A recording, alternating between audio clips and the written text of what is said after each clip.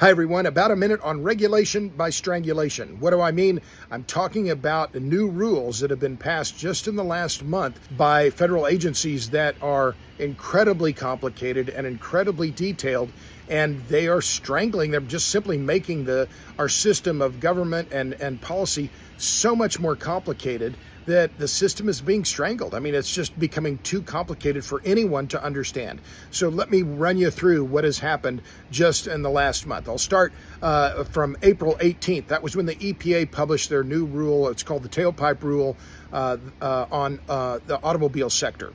Now, what does this rule do? It effectively requires automakers in the United States to be selling about 2/3 of their vehicles by 2032 have to be all electric or mostly electric.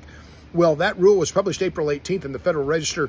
It's 374 pages in the Federal Register. That rule, I put the document into Word to do a word count, 371,000 words. Who can understand all of this? I mean, it's just so complicated. Okay, so that's April 18th, EPA. EPA almost, a few weeks later on May 9th, published their new greenhouse gas rule for utilities in the Federal Register. That rule, it covers 267 pages. It's 300,000 words. That's May 9th.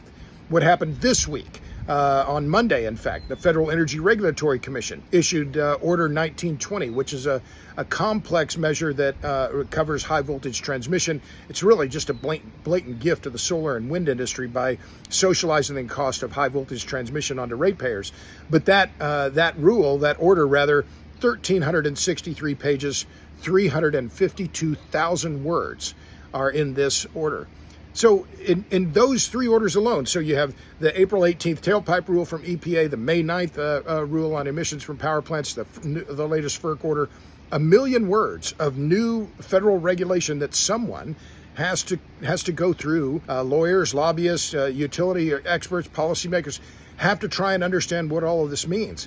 This is strangulation by regulation. I mean, who can get through all this? And remember, all of this is affecting the electric grid, which is already an incredibly complex system. We have 3,000 electric providers in America, 900 cooperatives, 2,000 publicly owned utilities. You have the investor-owned utilities, the government entities. All of those entities are going to be affected in one way or another by all of this new regulation. How are they possibly going to manage it?